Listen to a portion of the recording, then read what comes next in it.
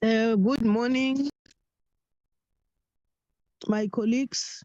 Recording in progress. And the department led by the Minister and Deputy Minister and officials. We have the agenda before us. The first item, which is opening, welcome, and purpose of the meeting. You are warmly welcome, colleagues and Minister and your team.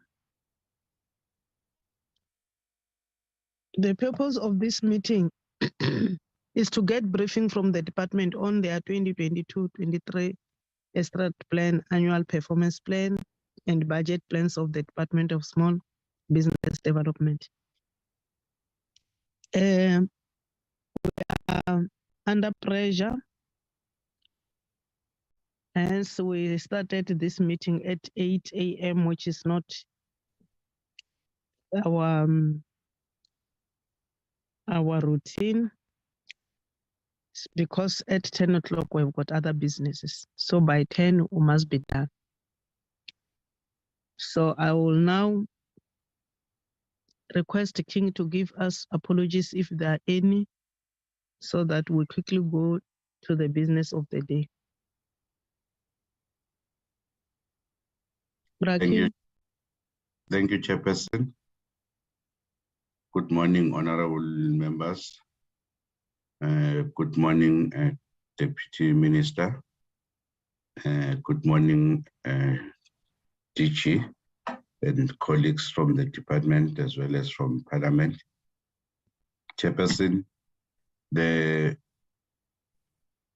members that I have seen and admitted in the platform, it's Honorable Inkosi Ultuli, Honorable Jacobs, Honorable Mtenjane, Honorable Hendricks, Honorable Kruger, Honorable Zungula, Honorable April, Honorable Lubengo, and Honorable Tromelang. And then I've got an apology of Honorable Mieni. And then also I've got an apology of the Minister, which I received an apology indicating that she is writing exams. So those are the apologies that I have received, Chairperson. Thank you. Thank you. Please note the apologies. Can I have a mover for the adoption of the agenda? Chairperson, I move for the adoption of the agenda. Any seconder, honorable members? Thank you, Honorable April.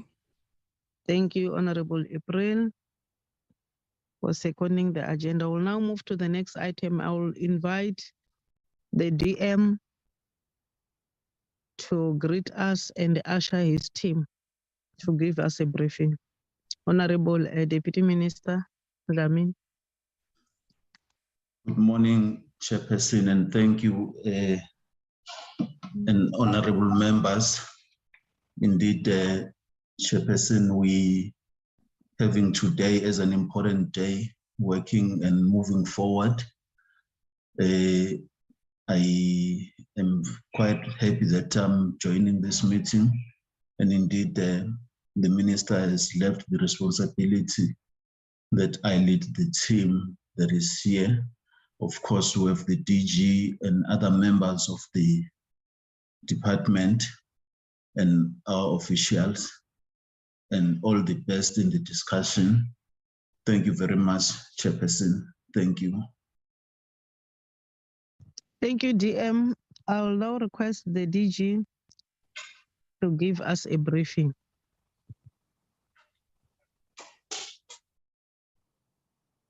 Good morning, Chair, honorable members, but I thought I should just switch on the camera so just to assure that it's not a robot that is talking. Thank you very much for the opportunity, DM. I will project the presentation if you can assist. Mr. King? Yes. Thank you.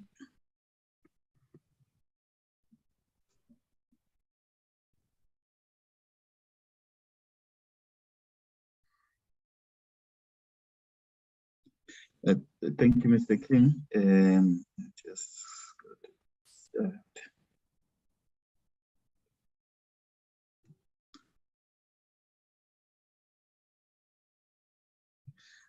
Thank you again, Chair and honorable members. I will try and save time. We have around about 53 slides. I'll try my level best to make sure that I don't spend too much time on one slide. This is just an outline. The purpose is to brief the Portfolio Committee on Small Business Development on the revised strategic plan 2020-25 as well as our 2022-23 APP. Chair, our mandate is still informed by these relevant legislations. The Businesses Act, which was transferred in 2020-21, National Small Enterprise Act, Industrial Development Act, which is only Section 3D, which talks to CIFA, Cooperatives Development Act, the policy, as well as the Amendment Act. These are the policies that also guide our mandate, which is the NDP, the Medium-Term Strategic Framework. We are showing the Chair what we are responsible for or we are contributing to under priority 2 of the Medium-Term Strategic Framework, as well as the integrated strategy on the promotion of entrepreneurship and small enterprises. And then the integrated strategy on the development and promotion of cooperatives, as well as the National Informal Business Upliftment Strategy, which informs our interventions when it comes to informal businesses.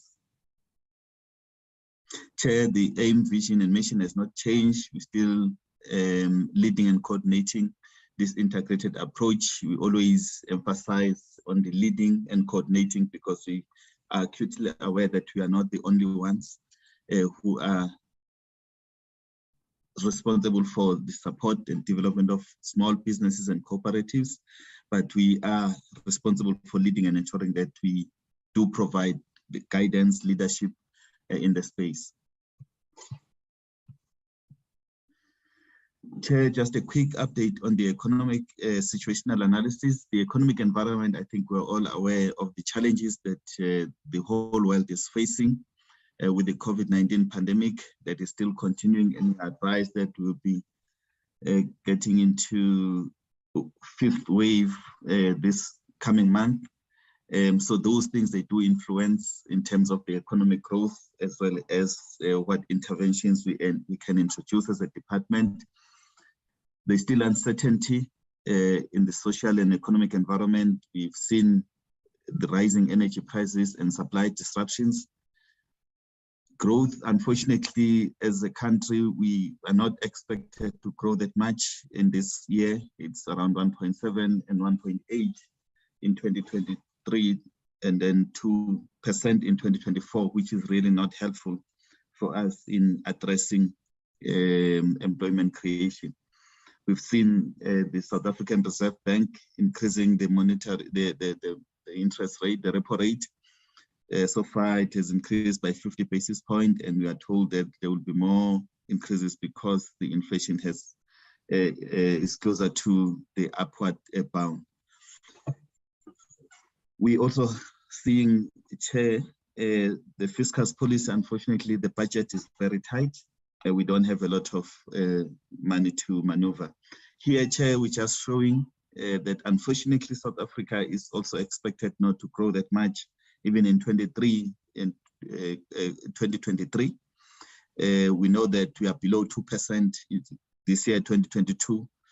2023 will be going down to 1.4%. We can see when you do a competitive analysis there that we are quite lower than the other countries. Even the sub-Saharan Africa, we are far, far below, which does not augur well for us in terms of the interventions that we are introducing.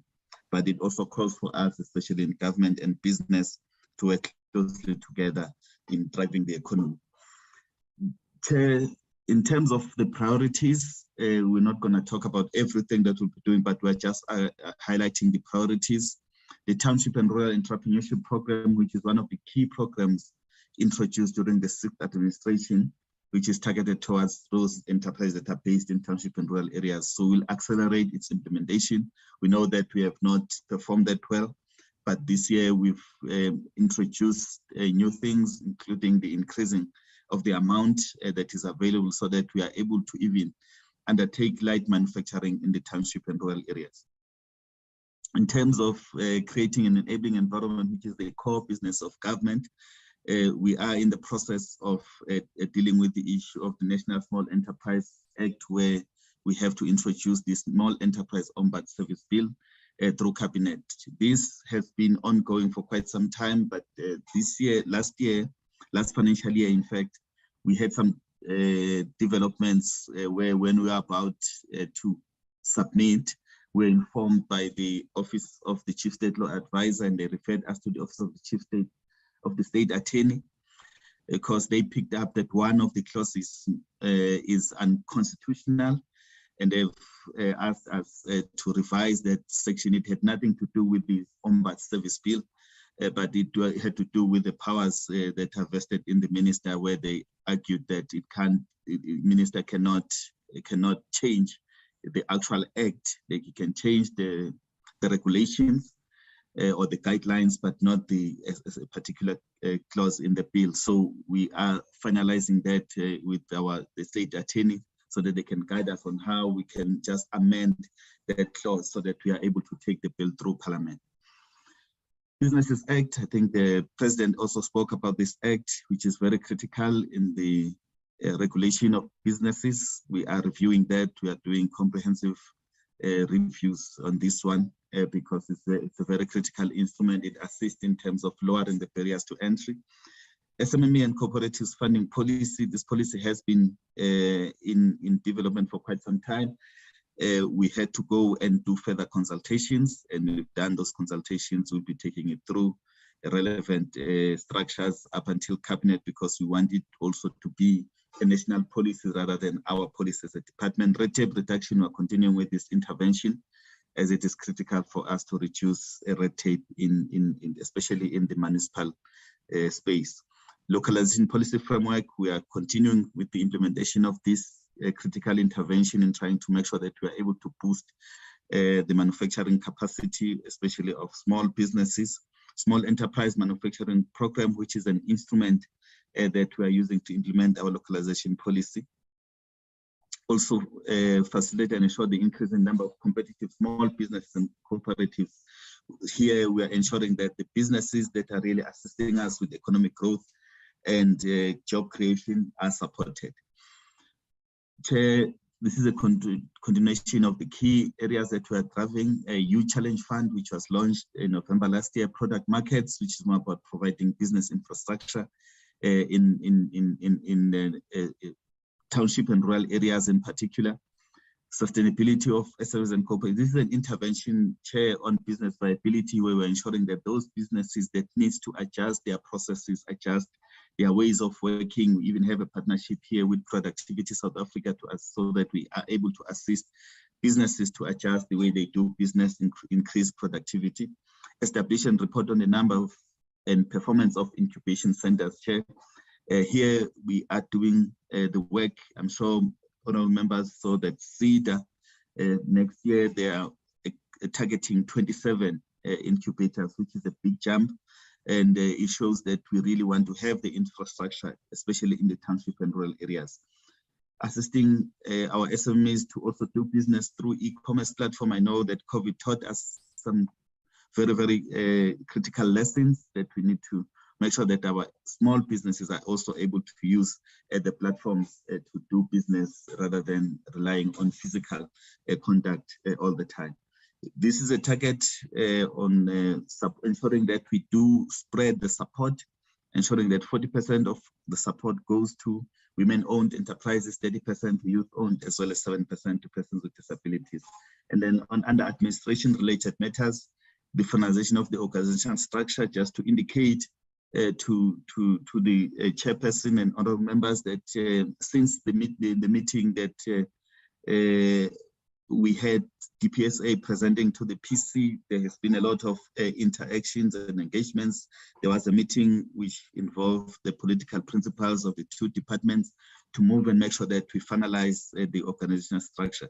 So we are hopeful, Chair, that within a couple of weeks we should be having structure as a department.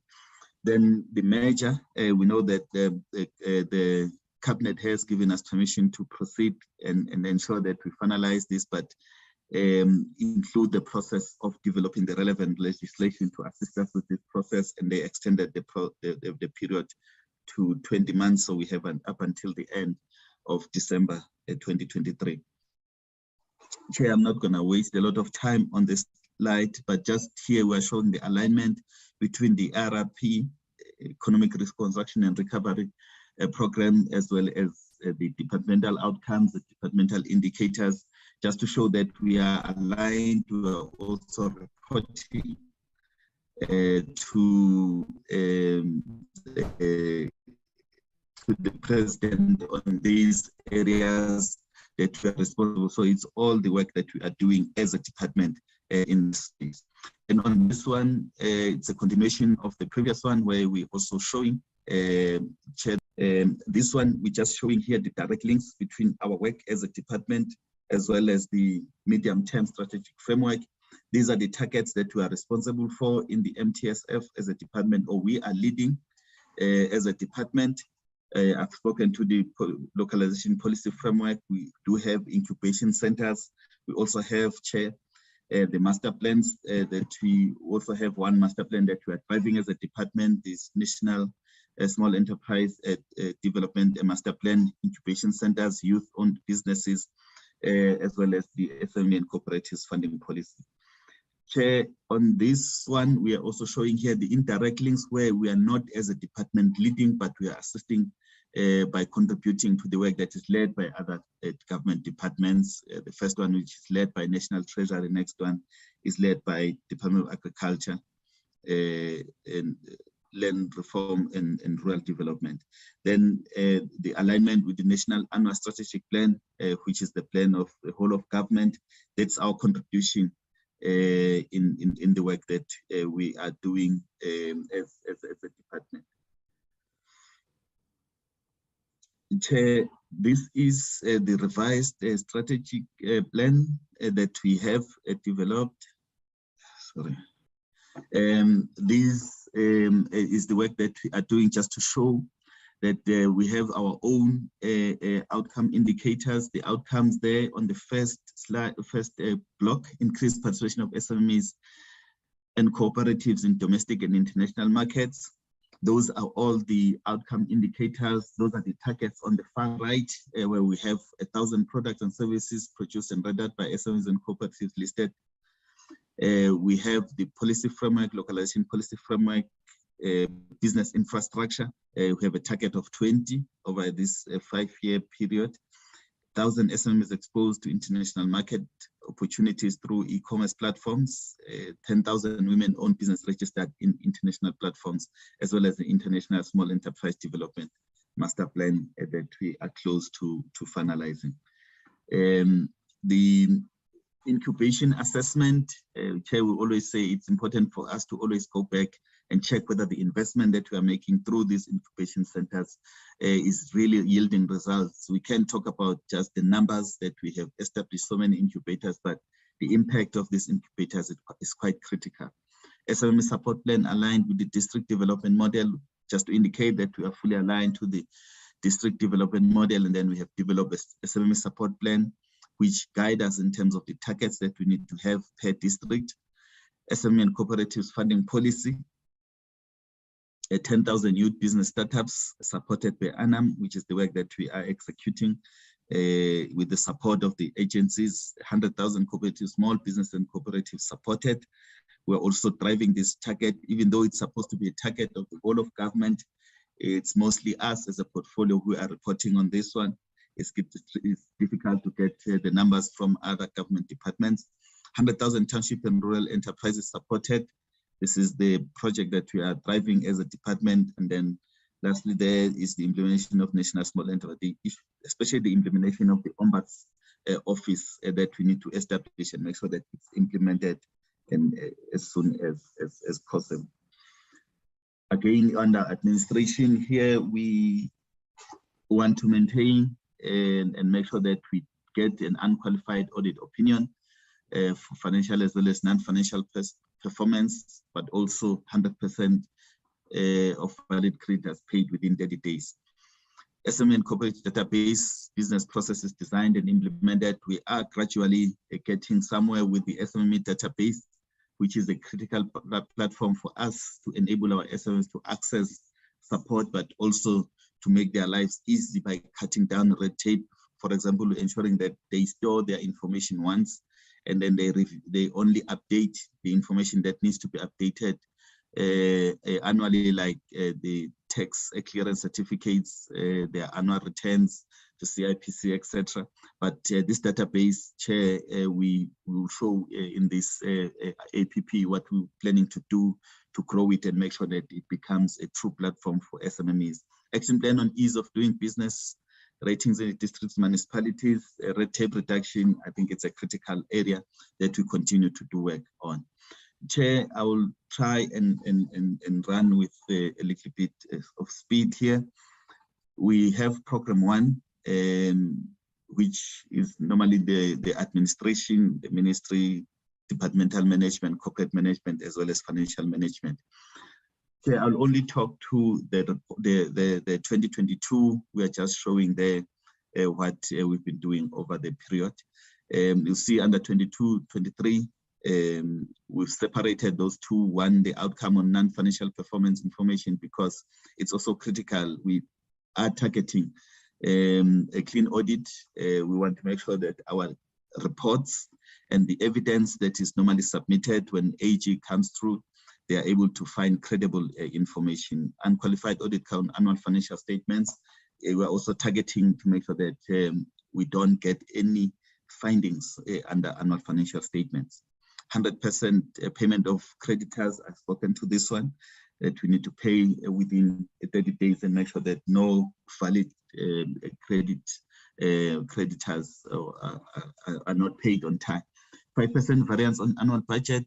We need to have at least less than 5%. We cannot afford, given the current situation we are facing as a country, to have money going back to Treasury. We need to invest money to the SMMEs. So that's the target, that at least we must maintain this less than 5% variance. 10% vacancy rate in funded permanent posts, because we do need capacity. And with the new structure coming up, it's going to be a very stiff target to achieve, because the numbers are going to increase, as well as the budget for COE. So I think that when we represent on the financial report, the acting CFO will touch on that. 50%, we need to always maintain the target. We've dropped a little bit because of a number of resignations as well under SMS level.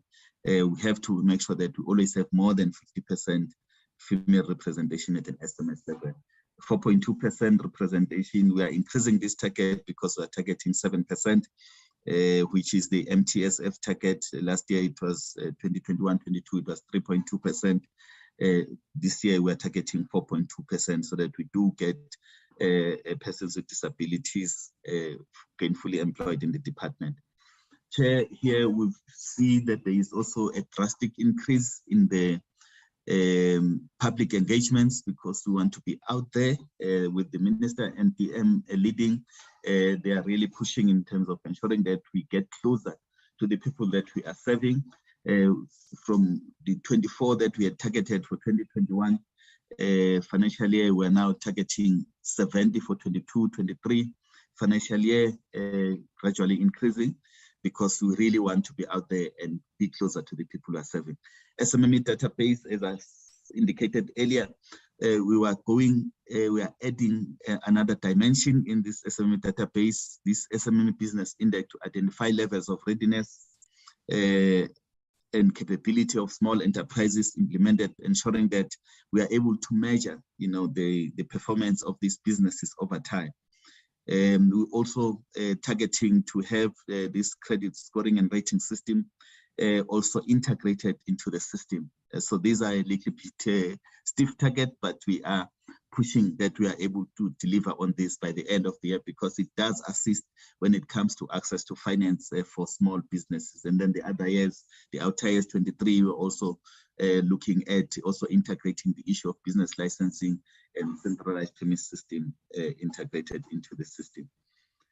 Okay, under program 2, which is sector and market development, this is a branch that assists us in ensuring that our SMEs do have access to market, but also we do research under this branch, ease of doing business, as well as ensuring that in the sector, we do get business intelligence at the sectoral level, so that whatever SMEs are doing in the space, they do get good information that is critical to assist them to go forward. Chair, we are increasing again the targets here. You see that under women-owned enterprises linked to international platforms in particular, we increased the target to 2.5 for 2022-23. We also have 250 this year for those businesses in general that are linked to domestic market. This is part of the localization program that we are driving. We also have a target for general SMMEs now, 250 linked to global market opportunities.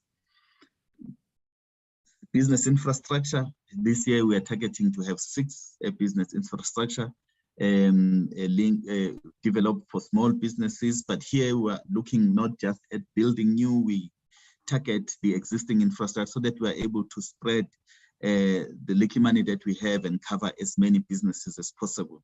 So we have a target of 6 this year, growing to 7 in 2023-24.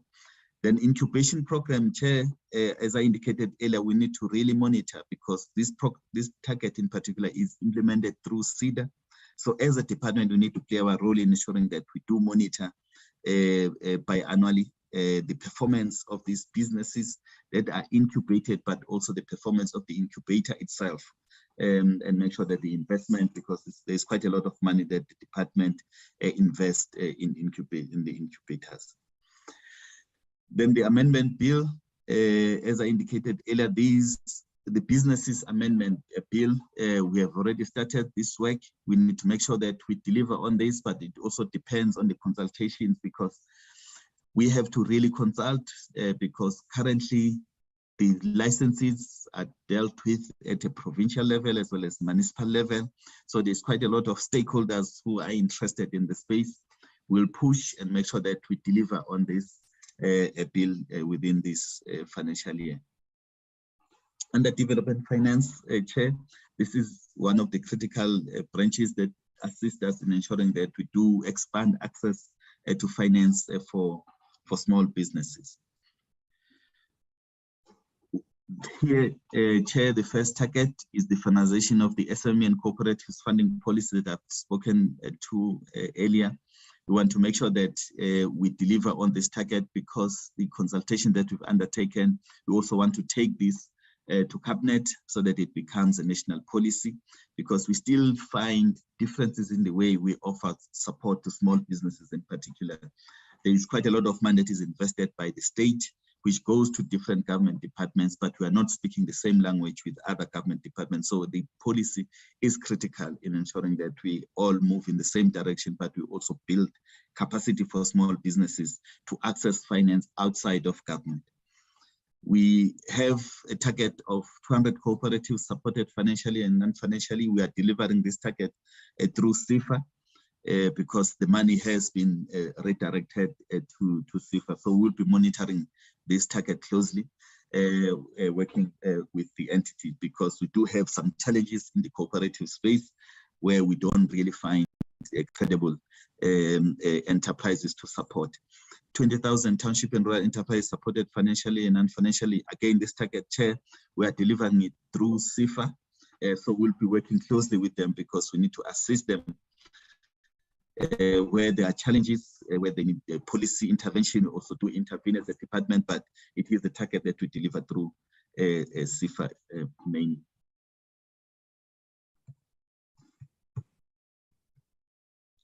Chair, we also have a program that deals directly with crafters. We deliver this intervention through provincial entities, and we're targeting to increase to 900 this year. It's one of those programs that we work closely with the provincial entities like MECA in Mpumalanga. We work with TIKZN in KZN. We work with all these entities, but it's targeted at those people who are involved in the craft space. It's mostly, targets those women-owned enterprises. Most of them are based in rural areas. We also have a target of 10,000 startup youth businesses, which we are delivering through our entities. This is the target that we were given by the president to make sure that we get as many young people starting and running businesses. Consolidated report on the 25,000 competitive SMMEs. This is an MTSF target where we are expected to report on the businesses that are supported. I indicated earlier that this target is supposed to be driven by the whole of government, but it's a challenge to get information from other stakeholders who are implementing support intervention on SMEs and cooperatives. But we are doing it as a portfolio and ensuring that at least we are able to deliver from our side. The last program, Chair, which is program 4, which is an enterprise development, which deals mostly with the promotion of an ecosystem that enhances entrepreneurship and the establishment, growth, and sustainability of small business and cooperatives. We do have those 3 programs: supply development, enterprise development. That's where the interventions that are delivered by Small Enterprise Development Agency are managed.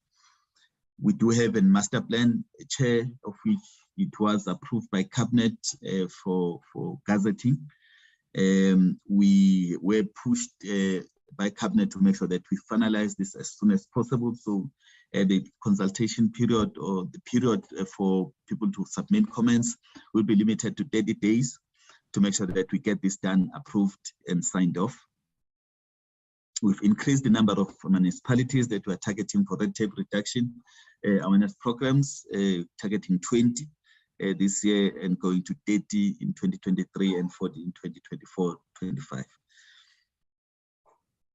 Then the other new intervention that we've introduced, Chair, it is informed by the guidance provided by the President during the State of the Nation address, that there are quite a number of regulatory impediments out there that are really limiting, the success of small businesses. So we need to do this and assess all legislation. It doesn't matter whether legislation is residing with a province, other government departments. We need to review everything that really impedes the performance of SMMEs.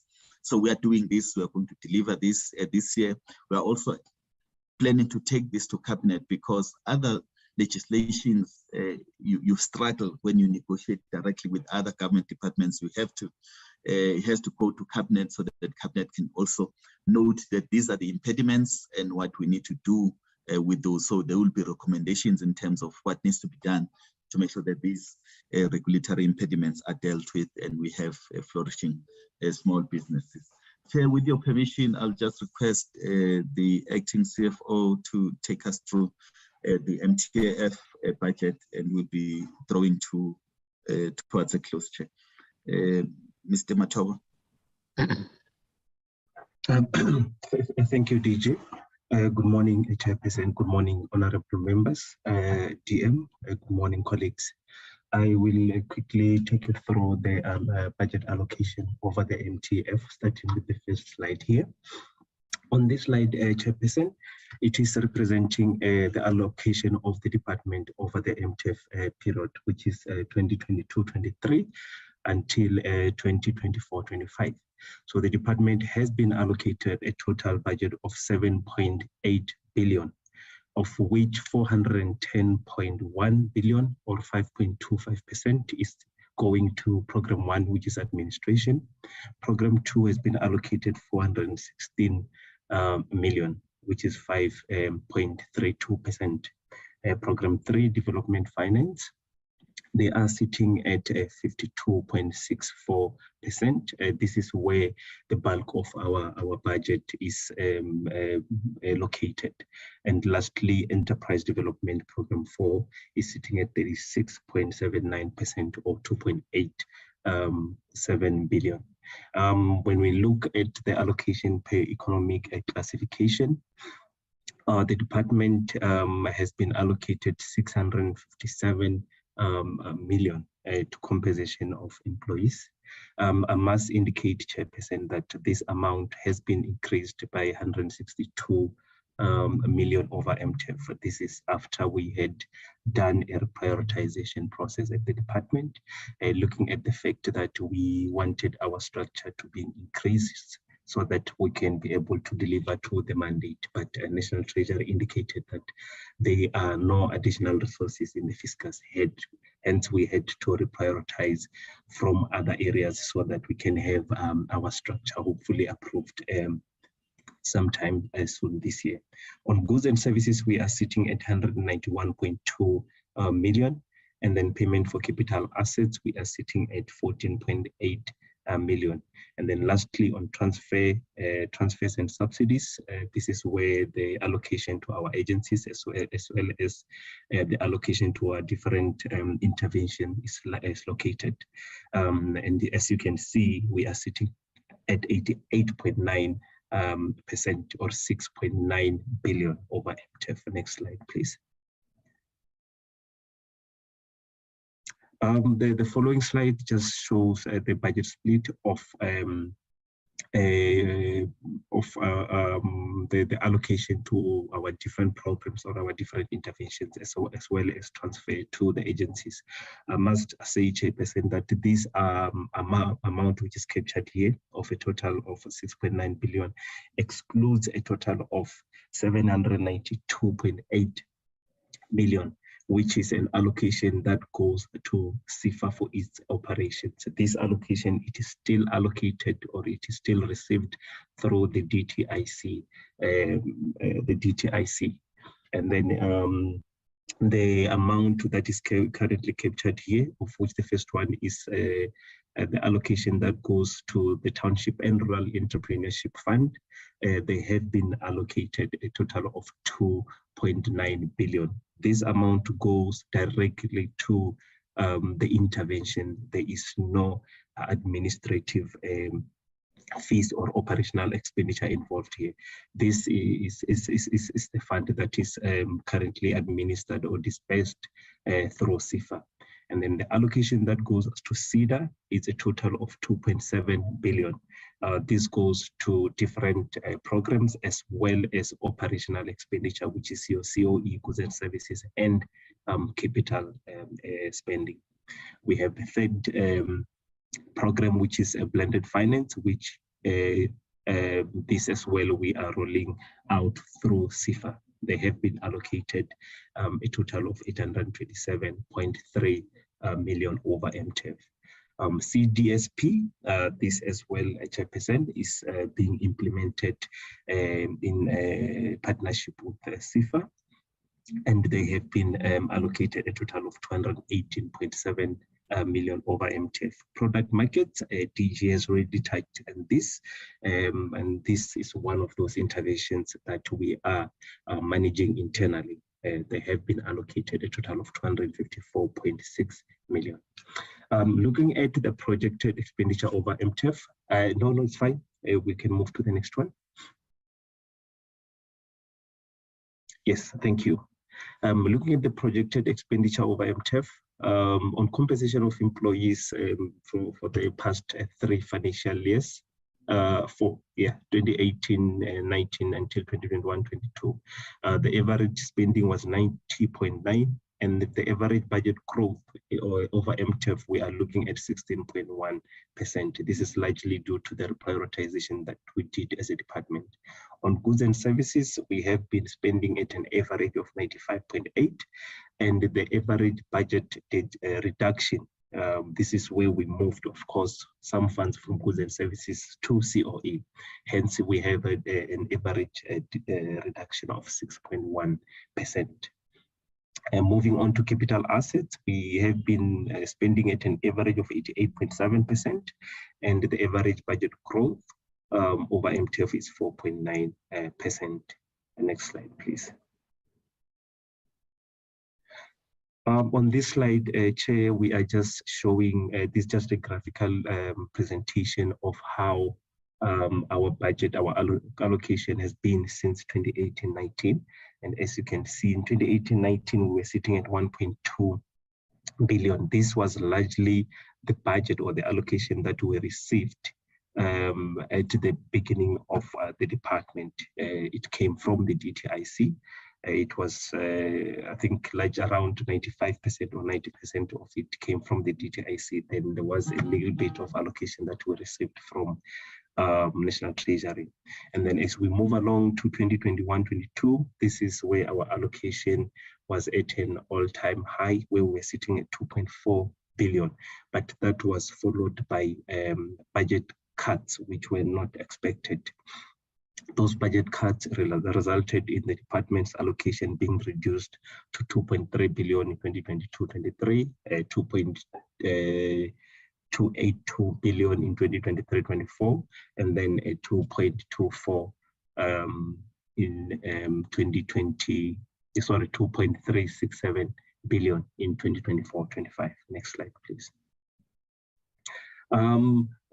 DSBD, Chairperson, is not a revenue generating department, and as a result, the only revenue that we expect comes from the parking for officials that we do collect. I think a little bit of revenue there, as well as the administrative cost that we charge third parties when we implement transactions on their behalf.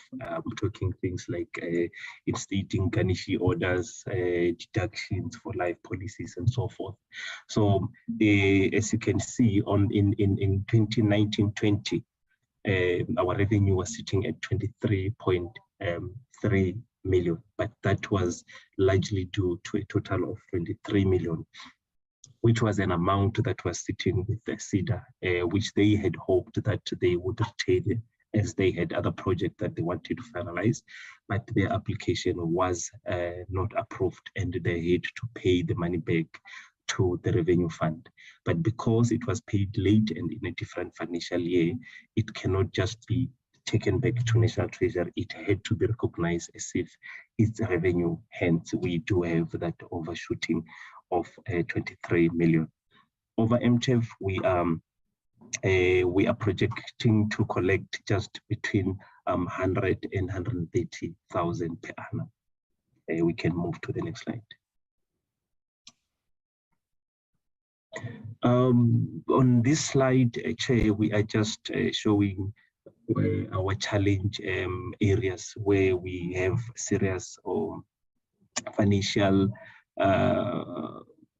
budget shortfall, of which the first one, or the first intervention, or the first program, which is severely underfunded, is the program that the DJ spoke to, where we have a target of 10,000 startup youth businesses that we need to support financially and non-financially. The budget required to deliver to this target is a total of 821 million over Mtkf. But through our internal prioritization, we were only able to secure 91.3 million. This was after we have discontinued the SEDA Gazelles programs and took that funding, and we reprioritized, or we redirected it towards the youth startup.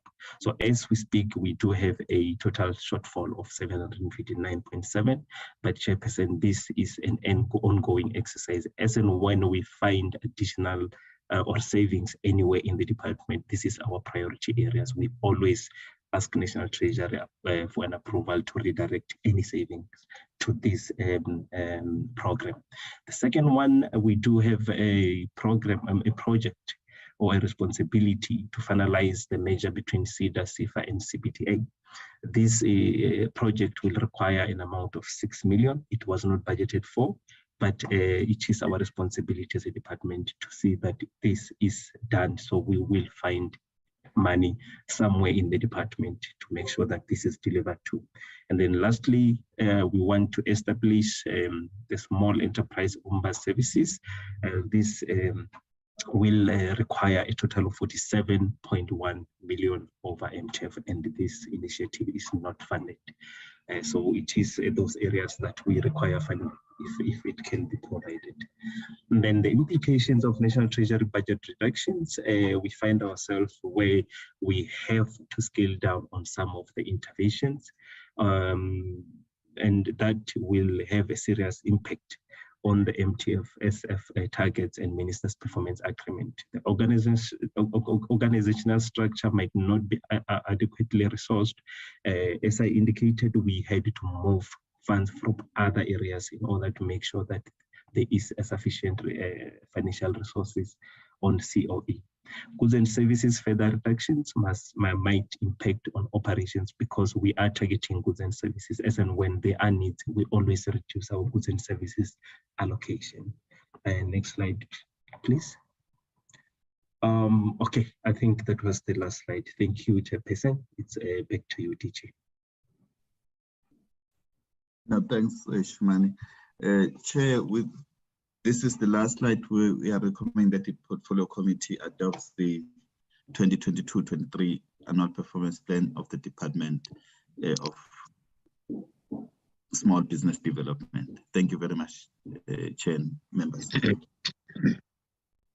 Thank you, DG, and your team. Honorable members, here we are.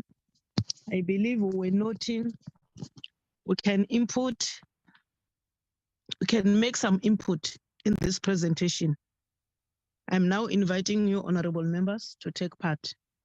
King, you will assist me to identify hands.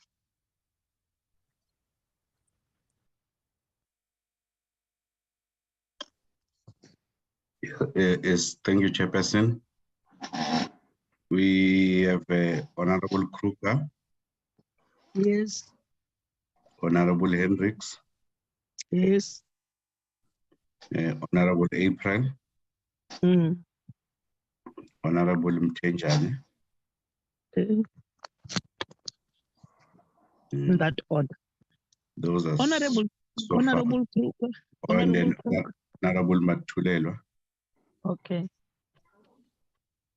Honorable Kruger, the stage is yours.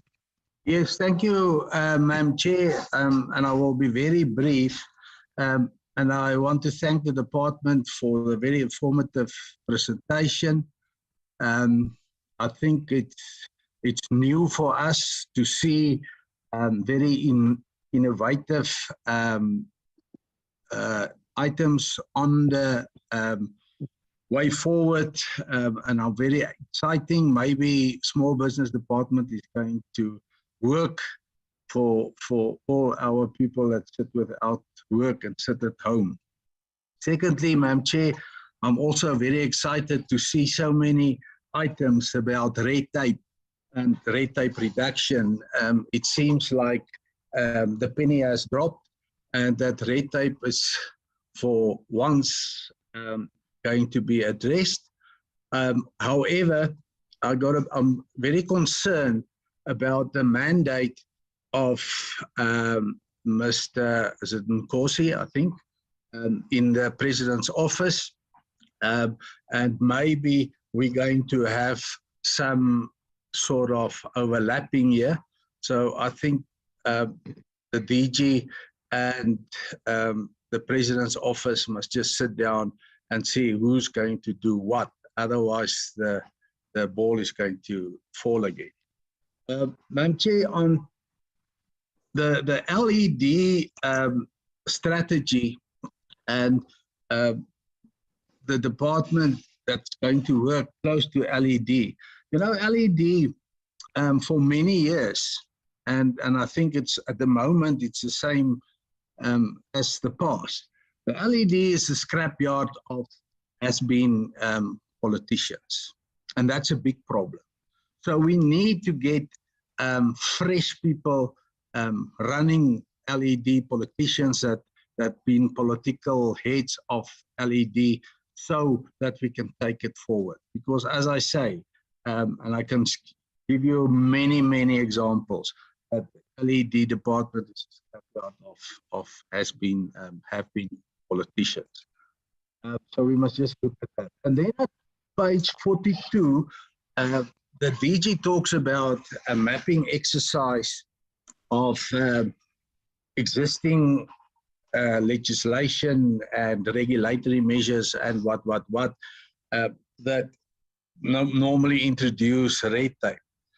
Madam Chair, I think this is also an overlapping exercise. I don't think this is the mandate of Small Business Department. I think it's the mandate of the Department of Evaluation and Monitoring. If you look at their mandate, you will see that's exactly what they must do, and that is exactly what they should do, and that is exactly what they should have done in the past. So maybe we must just go to the department and wake a few officials up there so that the Department of Evaluation and Monitoring is doing their job. The problem with the Department of Evaluation and Monitoring is it fall under administration, under the administration committee, and so maybe we need to have a committee just on just to monitor and oversee the Department of Evaluation and Monitoring. But I think from our perspective and from small business, we can add that as a recommendation that we propose that there is an ad hoc committee that can politically oversee the Department of Evaluation and Monitoring, because they never sit, because administration got their own problems. So I want to add then a recommendation that we as committee make a recommendation that there's an ad hoc committee that can oversee the Department of Evaluation and Monitoring, so that we can map all this legislation, regulations, and all these regulatory measures that are actually shooting small business in the foot. Thank you, Madam Chair. Thank you, Honorable Hendricks. Good morning. Sorry, Chair. Sorry, Chair, before she continues, I'm sorry to interrupt you, Honorable Hendricks. We've been advised that the meeting is being streamed in the live. So the members are requested that when they are talking to switch their cameras on. Thank you, Chair. Just when they are talking. That's a bit late, Madam Chair. That's a bit late. We should have known this long before. Yeah. This is very, very late, and I think this is disrespectful to our members as well.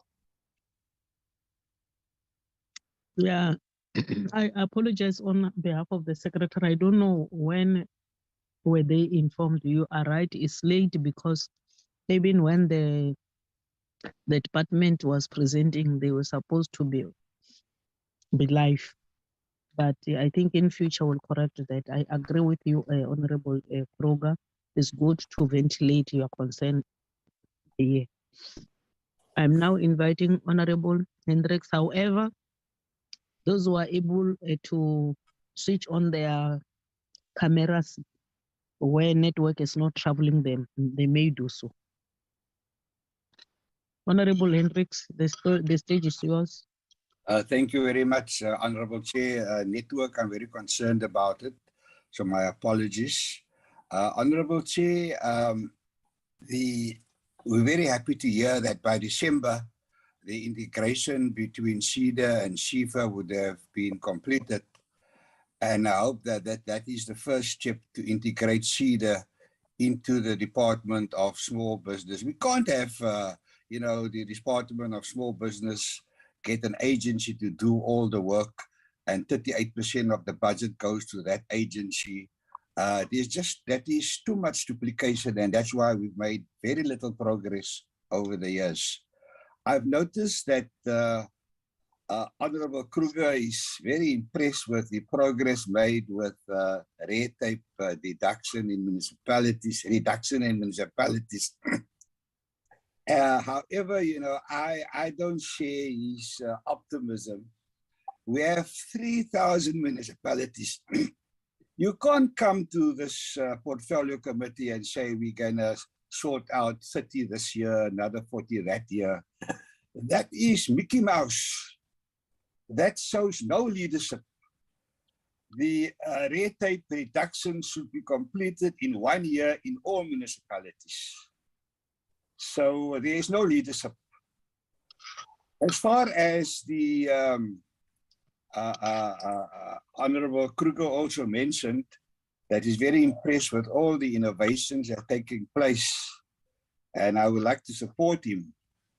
However, our constituency don't know about it because this department chops and changes, and you prepare 6 months to apply for a certain grant, and then suddenly they're no longer available, it's replaced. But now we have a way forward. And I think one of the suggestions I would like to make is that the department assists parliamentary constituency officers with material, with flyers, so that we can then extend their footprint and inform our constituencies. We have 400 members of parliament, 400 constituency officers. We even have about more constituency officers at the legislature level. So they can all extend the footprint of CEDA because they complain that some of the challenges are offices and airtime and telephone calls and motor cars for ministers and so on. Then, Honorable Chair, I see that we now have a plan running into 225. That is to mislead everyone. That is to mislead the nation. This portfolio committee, our term ends around about June 2024. So the plan must be, say, until the end of 2023 to see if this portfolio committee has done proper oversight. By running over the term, the argument is, it's for the next 7th parliament to do and so on.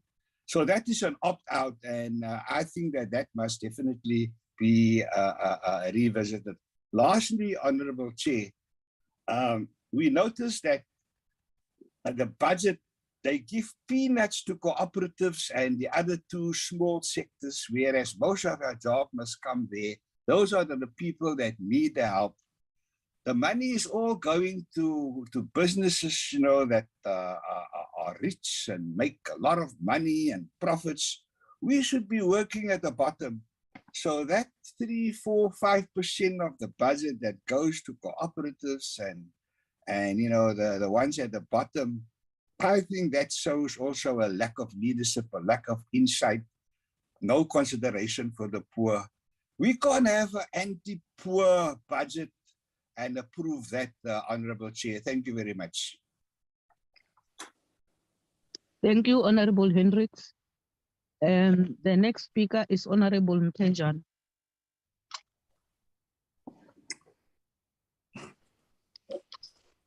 Thank you very much, Chairperson. And I also have a challenge of network here. So I'll apologize for the video.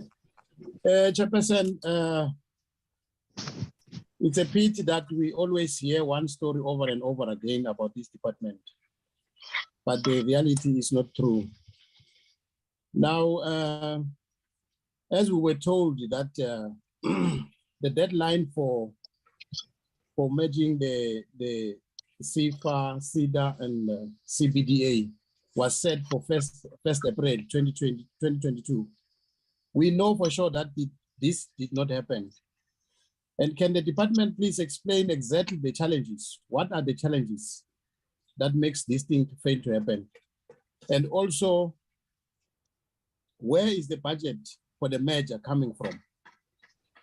And then the second question, Chairperson, will be, can the department please explain to us that when they are doing the roadshows around the country, what message are they communicating to address the tension, the issue of the tension between our fellow African brothers and sisters and South African citizens? Then the third question, Chairperson, will be, the National Treasury has reduced the allocated the amount allocated to CFA's blended finance product, approximately 22%, from the 377.1 million to, they reduce it to 296 million. What are the requirements for accessing the blended finance? And also, what are the reasons that the, the National Treasury is giving for reducing the budget? Chairperson, it's a pity here. We are continuously seeing the failure by this department and the lack of commitment to assist our suffering SMMEs. And this is not acceptable, Chairperson. For example, we did not hear anything today which talks or address the issue of the disaster which just happened recently at KZN. We don't hear anything that the department is talking about doing such thing that the other department have done already, to go and visit those people there who are affected, our people who are affected. We don't hear anything here that suggests that this department has also joined the other department to go and assess the situation in Natal and check if they can assist, because there are businesses which we know for sure that they are affected by the disaster. We know this was unplanned, this is a natural disaster, but other department has gone already there to assess and assist our people. But we don't hear anything in this department that is suggesting that also they are joining the masses to go and help our people there. So this shows, Chairperson, exactly that this is what we always say, that this department is merely doing, if you say a business, not concerned about the plight of the people that they are suffering. They are not concerned at all, because they should have saying something also to say, what are they going to do to assist those people who are affected by the disaster in the KZN area and the Eastern Cape. Thank you very much, Chairperson. Because of the time, there are many other issues, outstanding issues about this report. But thank you very much. Let me allow allow my other colleagues to also can say their input because of the time. Thank you very much, Chairperson. On this one of floods, we can make recommendations like Honorable Kruger has made, that as the committee we must recommend that there should be a monitoring and evaluation committee or an ad hoc. So because they can't include it in their plan now, because this is their plan with funded and non-funded, what you call. I wanted just to advise there, but they will respond on the on the way forward. What is it that they are doing? But what I know, the department has been there. Last week when we communicate with them, the chairperson of the board of CEDA and others and the department, they were down there. So they will respond. But I wanted just to clarify the issue of the current budget, that yes, that one is an unforeseen program. They can't put it here. And when we had the president very, very well, there is a allocation of money which has been budgeted for such. So even in Parliament on whether it was Thursday or Tuesday, I can't still remember, an ad hoc committee has been established to monitor. So, but we'll dwell much because it's our responsibility as the portfolio committee to go and also oversee or monitor like we did in KZN. The next speaker is Honorable Ibrahim. Good morning, Chairperson. Good morning, honorable members. Good morning to the DG and the department. Let me take this opportunity to first thank the department for the Deputy Minister agreed. Let me take the opportunity to thank the department for the comprehensive report that they have given us. One must say that it is outside of the norm for us to sit on a Friday morning to have these kind of presentations, but I won't have a lot of ado. I'll shoot straight to the questions that I've got so that we may get some answers. My first question is, what did inform the department? Hello, can you hear me, guys? Yes, I hear you loud and clear. Yes, audible. We can hear you. Okay. All right. What informed the decision to initially set the deadline of the 1st of April 2022 for the SEDA-CIFA CBDA merger? Is the department confident now that the 20-month extension that is given is sufficient time to conclude the business of merging the departments? Could the department provide the committee with some time frames for the different stages of the merger? And in that, also tell us what challenges are hampering the merger, what has happened that the merger did not happen, and where is the budget for the merger going to come from? Very importantly, that we know, is this a budgeted line item that you currently have? I want to also ask the committee that the payment of creditors is a matter of survival for many small businesses. You know, I was a small businessman myself at one stage, and I can tell you when you don't get paid on time, it really hampers and can kill your business. So the payment of creditors is a matter for the SMMEs in the year 2020-2021 financial year. Under the administration program, the department achieved its target of paying 100% of its valid creditors within 30 days. National Treasury reports, however, that out of 40 national departments, only 8 or 20% managed to achieve to pay its creditors within 30 days during the 2020-2021 financial year. Unpaid provincial invoices amounted to 26 billion in total, while national level they amounted to 41 billion over the same period. As the department that coordinates and advocates for small businesses, what is the department going to do this financial year to ensure that more departments are going to pay creditors, especially small businesses and cooperatives, within the 30 days? Secondly, National Treasury notes that big businesses know about levying interest and actually levy interest when departments fail to pay on time, but the majority of small businesses are not aware of this option.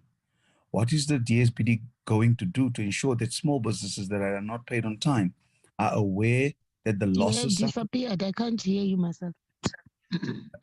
So, sorry, Chair, I don't know at what point I'm saying, what is this department going to do to ensure that SMMEs are paid on time and that they are aware or that they can claim for the losses that they have incurred by levying interest on late payments?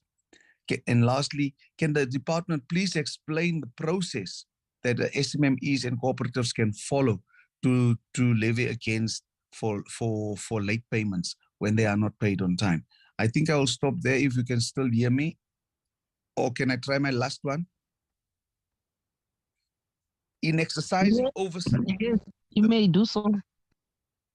In exercising oversight, the PC should consider calling for the top 10 culprit offenders to account on late payments to SMMEs and cooperatives this year.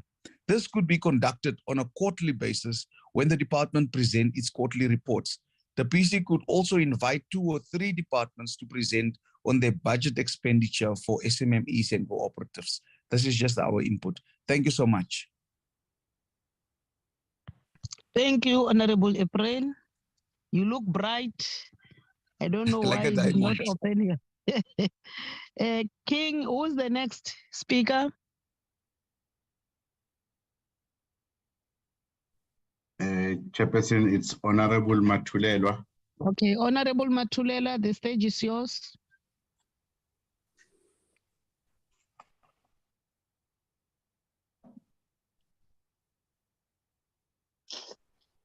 Thank you, Chair. Greeting to honorable members and to everybody. My input is, firstly, I just want to express myself on this concern about the department. You know, we always come with inputs, we always raise issues in this portfolio committee about our concerns. But my worry is, Chair, even now we hear that the budget is reduced also we can hear that this I think we're not happy about what is presented. I can say so, because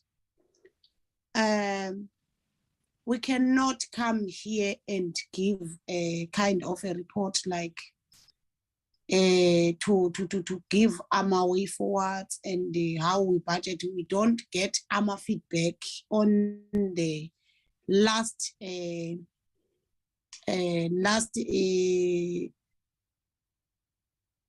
programs of actions and all of the programs that have been done by the department. We're just given some reports here, but we always say that no, we need some detailed reports on what we achieved before in our targets that we have to meet or that we had to meet before. Because now, why I'm saying I'm a bit concerned about the department. Each and every portfolio committee meeting, we raise issues, we raise our concern, we raise our inputs. But the next coming meeting, we could just continue. It doesn't give us anything. Now, on these inputs of the last budget and the last programs of action that we raised here as portfolio committee members, we have tried to reduce something, or we have tried to make sure that we meet some of the requirements that we didn't think that they will give the department some of the things, because we are raising things here. For example, the Honorable April that spoke before me. These things are very important that he is raising here. But we will hold another meetings. We just continue. I don't know. We are going forward or going backward. That's my concern about everything that we do. We always come, but there is nothing that makes the department to come and say, because of these points that were raised and the inputs that were raised in the portfolio committee, in our report that we gave on this date, okay. Then now we have tried to make a turnaround on some of the issues. So can we please be taken serious by the department, please, because we can't move like this. Because if ever we can go back and say that we've been raising these issues, some of the questions, we repeat them for the 4th time now, but we don't see anything. The department continues with what has been presented before us. It continues like that. They don't come back and say, no, for ABCD, we saw that it's important to fulfill this one and replace it with the other way of doing things. I thank you, Chair. Thank you. King, do we have any other hands?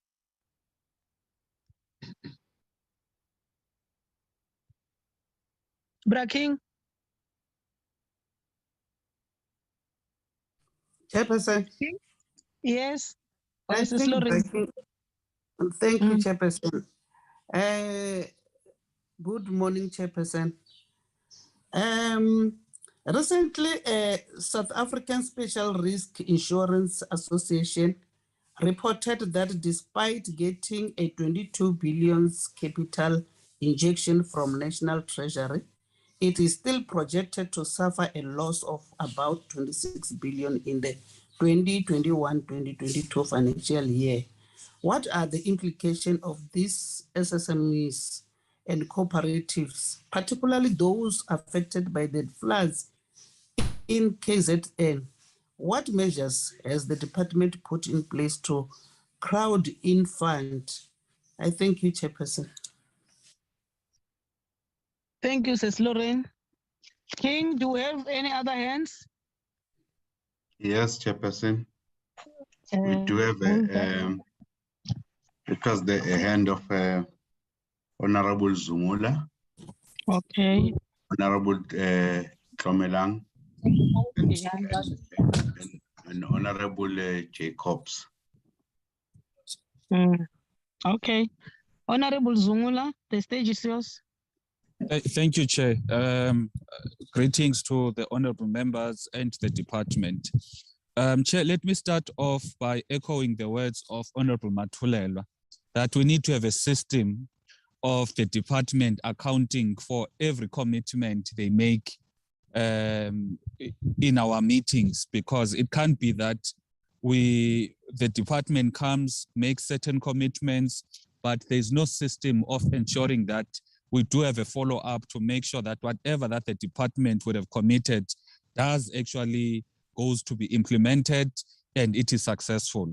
The second thing I want to raise to the department is that the department must operate in a manner that is responsive to the lived realities of the people.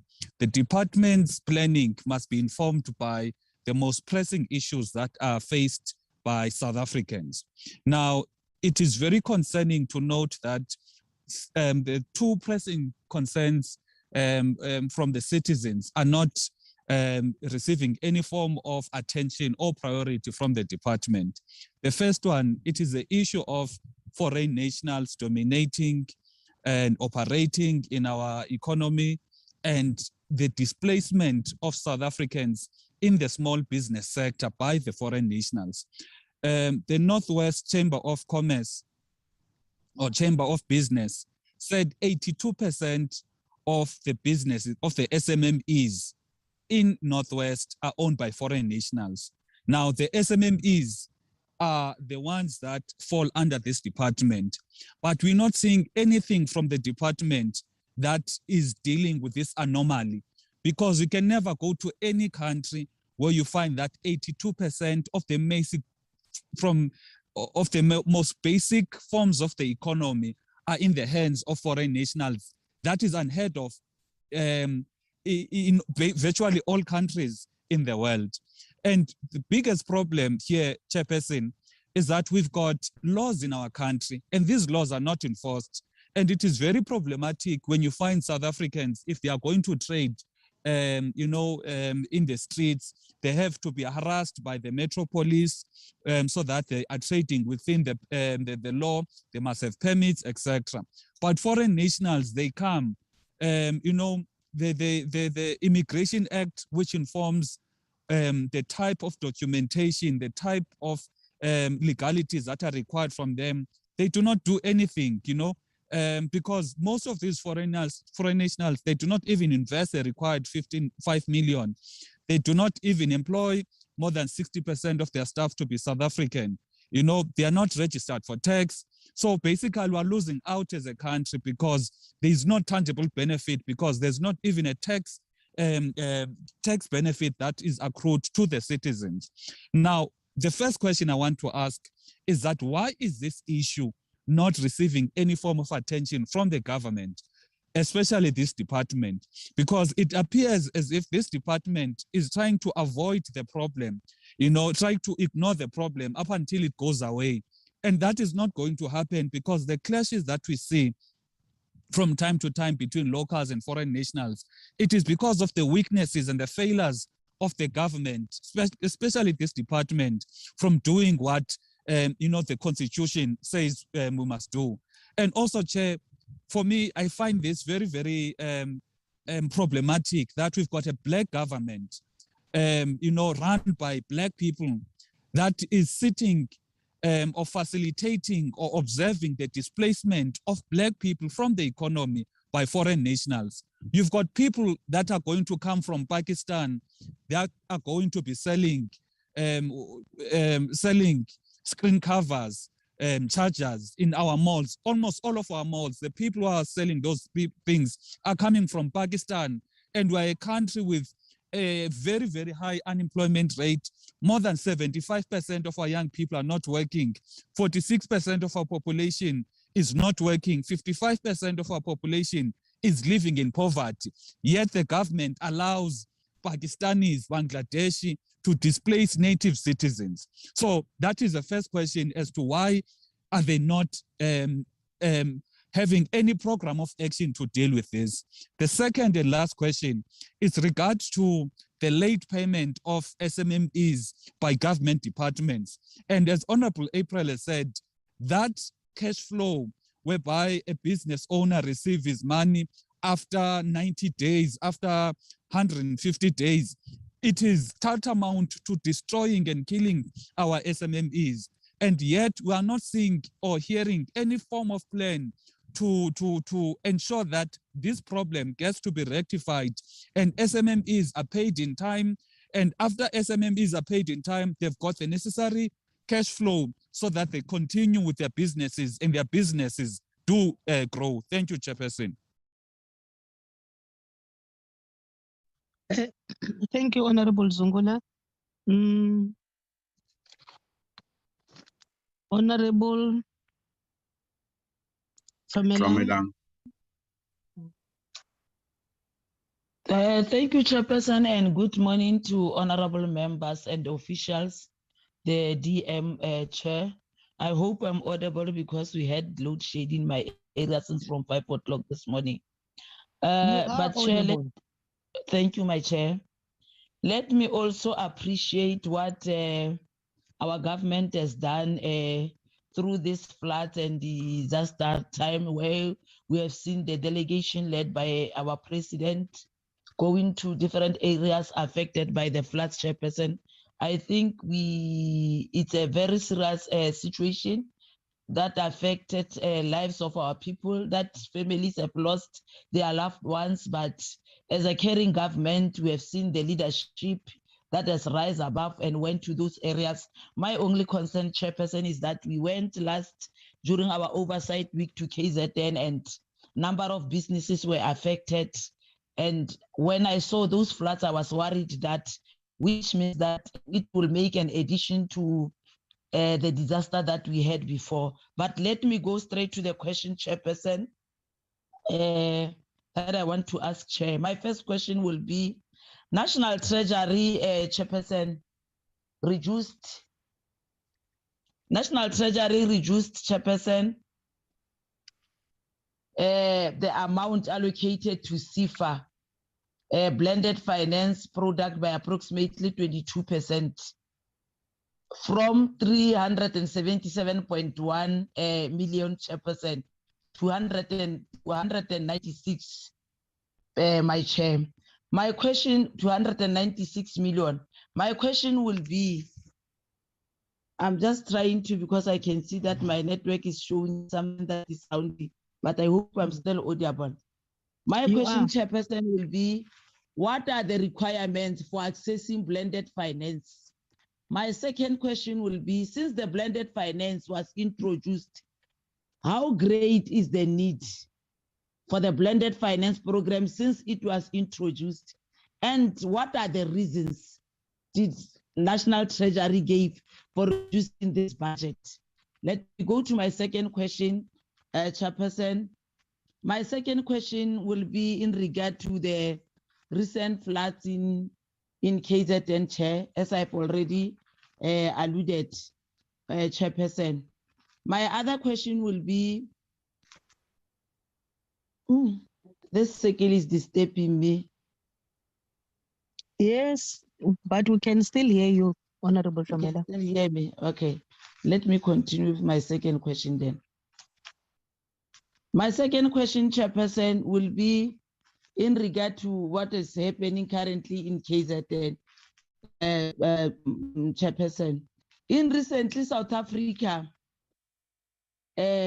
Special Risk Insurance, which is called SASRIA, reported that despite getting a 22 billion capital injection from the National Treasury, it is still projected to suffer a loss of about 26 million in the year 2021 and 2022 financial year. What are the implications of this for SMMEs and cooperatives, particularly those affected by the floods in KZN? What measures has the department put in place to crowd in this fund, Chairperson. I thank you. Thank you, Honorable Thomelan. The next speaker is Honorable Jacobs. Over to you, sir. Thank you, Chair, and greetings to all the members. I also just want to acknowledge today is Al-Quds Day. It's an international day of remembrance, of showing solidarity to the oppressed people of the world, especially in Palestine. So I just want to say that also. My question, and I also want to record our appreciation to the department, very comprehensive, a lot of issues covered. I think the questions that I have been touched on by members. I think the big challenge is just meeting the targets. We are concerned, and I share the sentiments and recommendations of the MNE, the targets of 50% women, 30% youth, sorry, 40% youth, 30% women, and 7% disabled.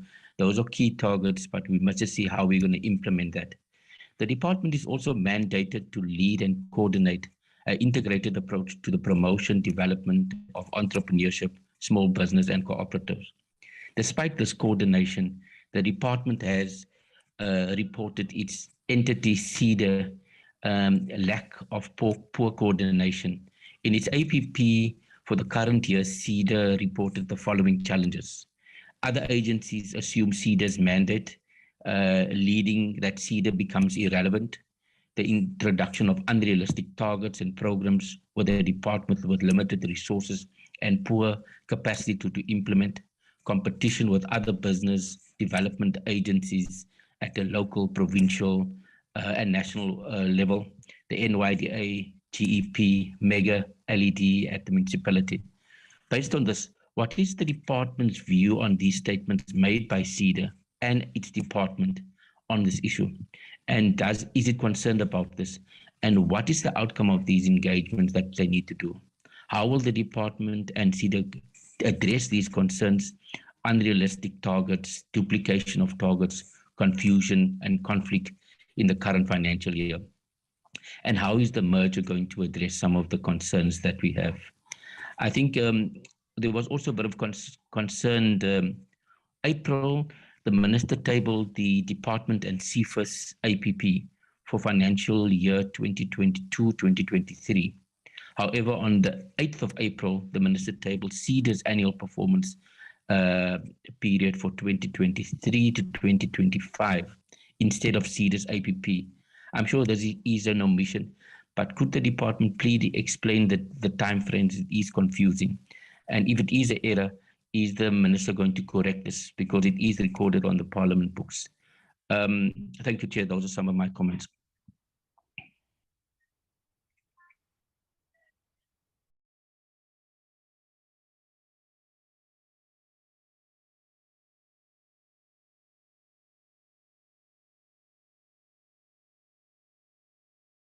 Thank you, Honorable Jacob.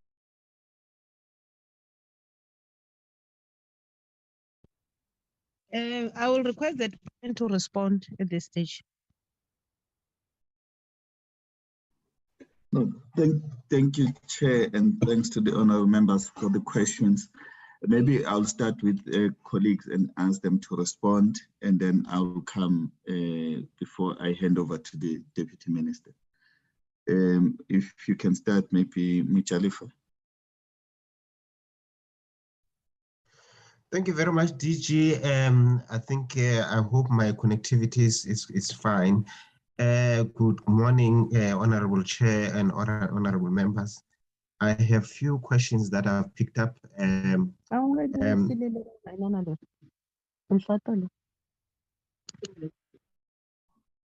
Your microphone is on. Am I audible, Chair? You are audible. Okay, thank you very much, Chair. The questions that I've picked up is from Mr. Kruger. Mr. Kruger was asking, in fact, he was actually making a comment about the appointment of Mr. Nkosi in the presidency. Mr. Kruger, Honorable Kruger, just to know that we have already met with Mr. Nkosi. We actually took it upon ourselves that we took the initiative that we have to meet with him. with the minister as well. So we have engaged him. I think we understand clearly his mandate in terms of the position that he's actually going to be holding in that particular office. And we're going to be working together because the understanding is that his mandate is basically or that of coordination, not necessarily.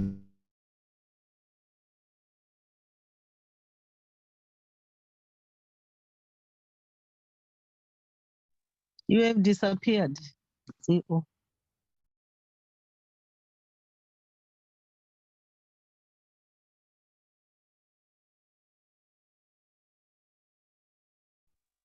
Braking, can you check with him? Is he still on the platform? Yes, Chair, he's in the platform, it's just that the mic is on, but maybe he's having a problem with connectivity because we can't, he's not audible. Yeah. No. Chair, just on a lighter note, Zoom work like this. If you're not 100% sure of your facts, it switch off your mic. No. Honorable Program. No, Chair, no, I need to come in. Chair, just to indicate, maybe to add to what Mr. Mtkf has said, we met with Mr. Nkosi. They also requested us to coordinate or to participate in our interprovincial coordinating committee on red tape reduction, and they participated because what they also wanted to find out is what are the issues at provincial level as well as municipal level. So they asked us to identify 5 key issues that we can run with because their role is very critical, Chair. Like I indicated in earlier presentations, that we do identify issues, but still government departments, they do indicate that, no, this is our mandate. You know, these are the things that we have to do. So having someone sitting at the presidency assisting us with breaking those roadblocks, because you know, the voice from the presidency is very, very critical when it comes to red tape reduction issues. So we do have that relationship. We are starting that relationship, and we believe that he's going to be part of us and part of our existing structures. Just to indicate that he's sitting a little bit higher because he's also looking at the broader red tape reduction issues, which are some that do not fall under our mandate as a Department of Small Business Development, because our main concern is the support for small businesses. He dealing with broader issues, and he does have that mandate to interact with everyone and also make recommendations to the president and on the matters that needs to be addressed. So we do have that relationship, Chair, and we don't see it as a duplication. In fact, when he met with the minister, he was briefed on what we are doing as a department. He did commend some of the work that we are doing, and also committed that he will always keep in touch with us so that he assists us where we face challenges. But we welcome his appointment. Chair, I think the other matter that was raised by Honorable Kruger, I think it was a statement on the LED strategies and LED offices. I think we do share the same sentiments. That's why we believe that the DDM model is the one that will assist us to address these issues, so that LED is taken seriously at a municipal level, but also our interventions, because what we are doing to expand the reach of CEDA in particular is that we are entering into these co-location arrangements with the municipalities so that people can access support through the LED offices and have CEDA officials who are available to assist. Chair, I think Mr. Mohoto is back. Let me allow him to take over and deal with the issues that he was responding to. Thank you.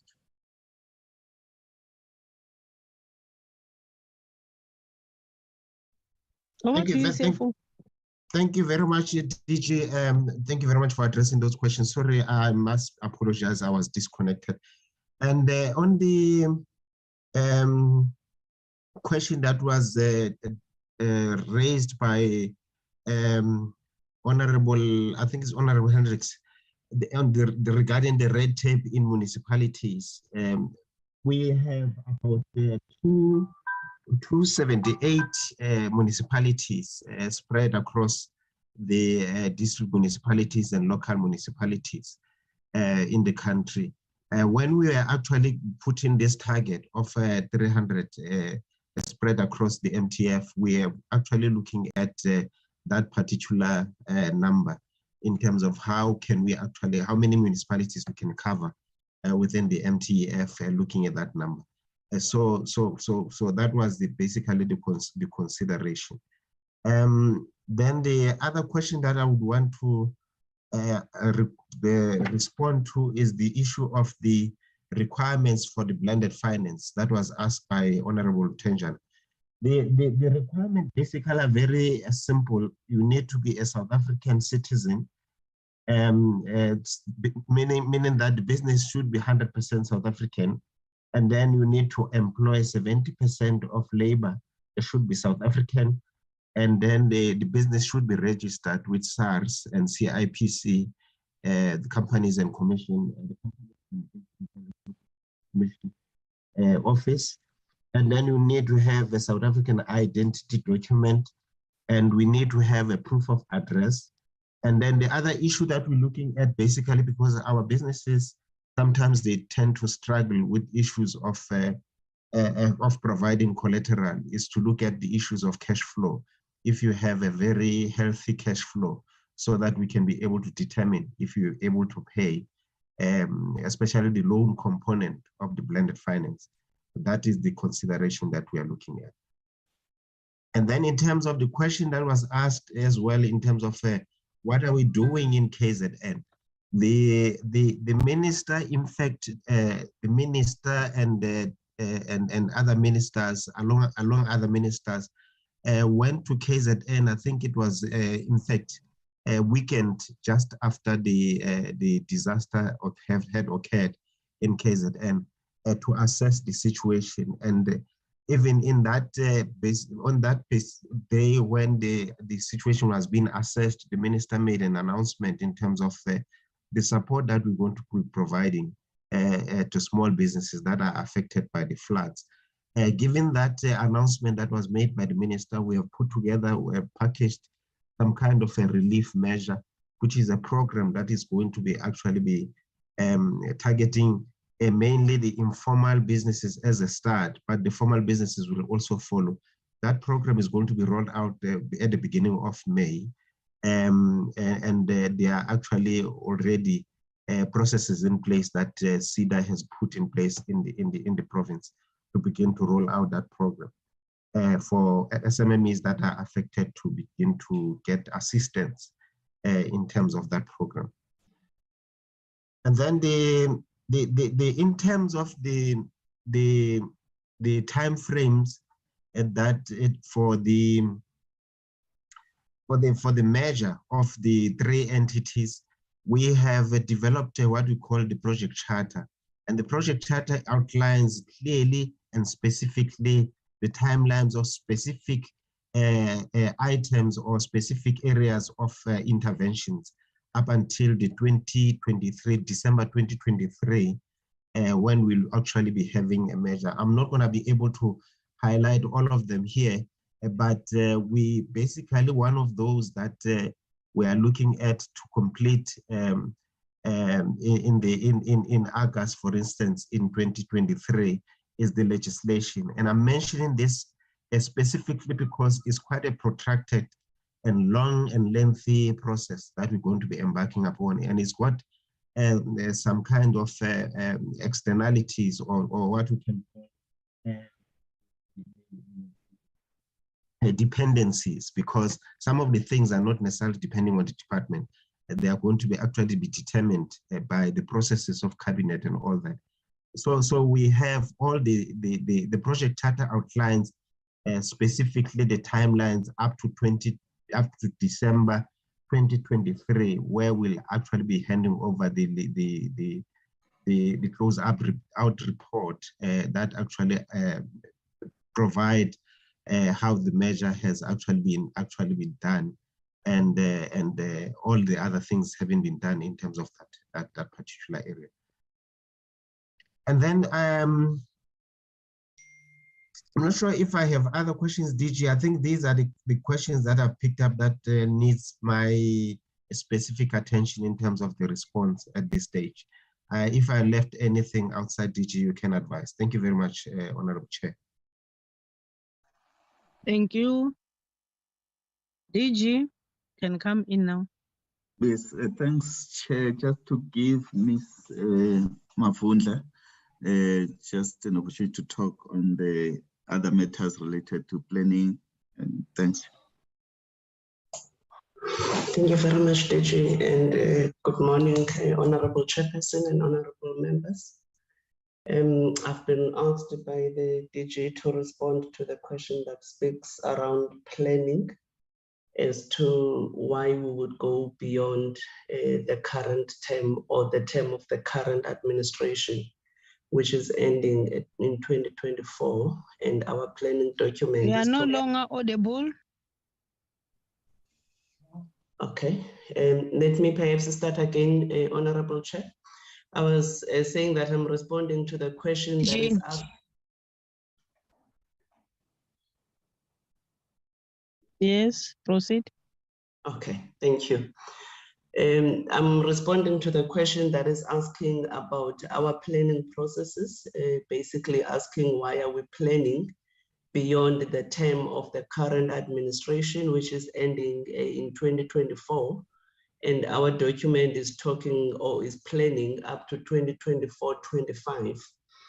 One perhaps should start right at the top and say that we as government, the planning for government is really critical when it comes to the implementation of the NDP 2030, the National Development Plan.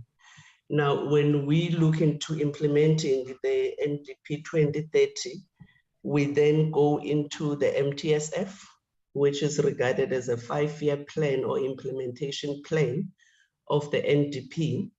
And the MTSF, as honorable members would understand, it's the current one or the revised one is 2019 up to 2024. And then as government departments, we are then expected to take that MTSF, develop a strategic plan for the department, which is also a 5-year document. And out of the strategic plan or in implementing that strategic plan, then we have what we've presented in the PC today, which is the annual performance plan, which we take as an annual implementation document for the strategic plan. Now, in implementing the MTSF, which is a 5-year implementation plan of the NDP, we need to ensure that as the department, there isn't a period where there is a vacuum in terms of government implementation or even government processes. Take, for instance, the current administration that came in 2019. We would all understand and know that the appointment was late in May in 2019, but the processes or the government planning processes, they closed at the end of the financial year, which would have been end of March in 2019. So if there wasn't that overlap, that 1-year overlap in terms of the plans that we produce as government, it would have meant that the government departments between 1st of April up until I think it was around the 28th or the 29th of May, when the administration or specifically cabinet was being appointed, it would have meant that in those 2 months, the departments do not know what to do, and it's basically there's nothing that is happening. But because of the overlap in the 1 year, it allows that continuation so that when the new administration comes in, they don't come into a department that is sitting and folding arms and not doing anything, but it ensures that there is continuation in terms of the implementation of the programs of government. Hence then, honorable members, you would see that there is that overlap.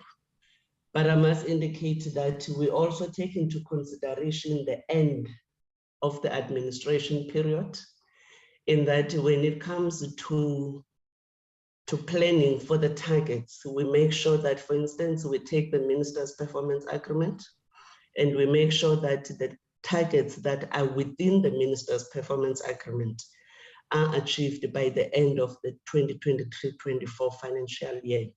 Because those ones, they have to be aligned to what the term of the minister. But at the same time, that doesn't mean that once the term of the minister has ended, the department thereafter then has nothing to do. We then have to then plan forward, which is what the principles of planning are about, that you don't get to be caught unprepared when it comes to the end of the period where the administration would have been in charge. So that is the reason why I think it was Honorable Hendricks who asked the question.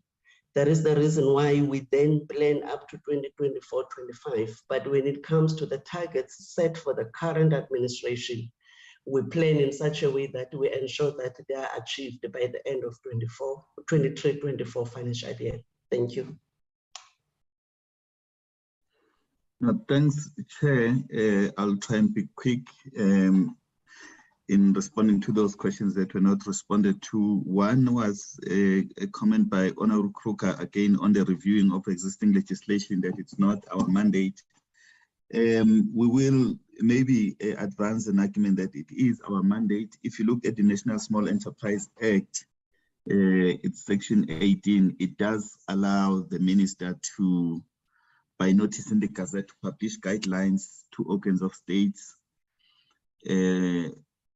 at national, provincial, local sphere to promote small enterprise and the national small enterprise support strategy. So here the minister is enabled. Subsection 3 of clause 18 says the minister may, by notice in the Gazette, identify the type of legislation that may have an effect on small enterprise and the national small enterprise support strategy, and in respect of which consultations contemplated in subsection 2A and B may be conducted. So the minister is empowered, but the challenge is the minister is empowered to issue guidelines. So if there is a legislation that is identified, the powers do not go further, like recommending that please amend this section because it affects SMMEs negatively. It's just the issuing of guidelines.